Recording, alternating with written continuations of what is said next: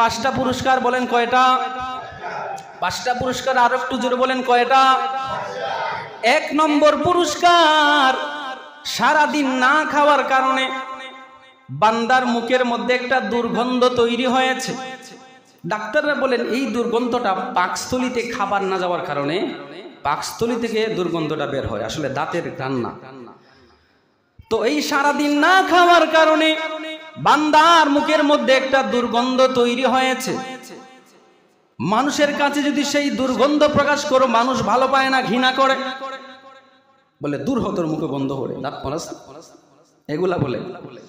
মানুষ দুর্গন্ধ ভালো পায় না। আমার আল্লাহ তাআলা দেখেন কত বড় খুশি, যেই বান্দার মুখের দুর্গন্ধ দুনিয়ার কোনো মানুষ ভালো পায় না, বন্ধুর কাছে খানে খানে কথা বললে বলে সে নাক ধরে বসে আছে, তোর মুখে দুর্গন্ধ করে, দূর থেকে কথা বল।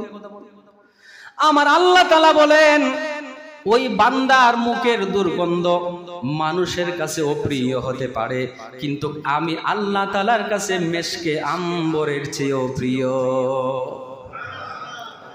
পাঁচটা পুরস্কারের চেয়ে একটা পুরস্কার হলো বান্দার মুখের দুর্গন্ধ আমার আল্লাহ তাআলার কাছে মেশকে আম্বরের চেয়ে প্রিয়। দুই নম্বর পুরস্কার, ওই রোজাদার বান্দার জন্য সাগরের মাছ, গর্তের পিপিলিকা সব কিছুই তার জন্য মাগফিরাতের দোয়া করতে থাকে।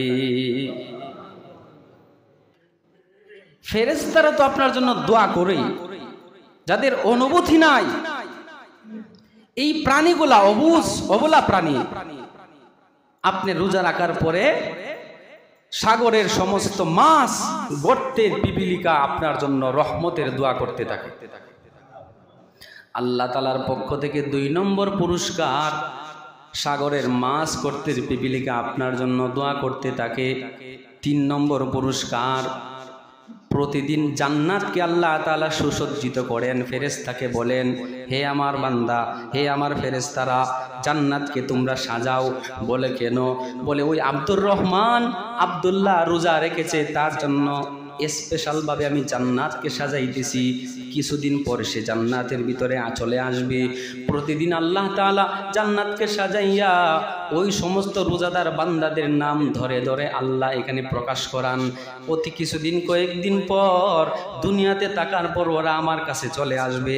আল্লাহ তাআলা প্রতিদিন তাদের গুণগান করেন, যারা একমাত্র আমার মাওলাকে পাওয়ার জন্য রোজা রাখে, জান্নাতও তাদেরকে প্রতিদিন ডাকতে থাকে।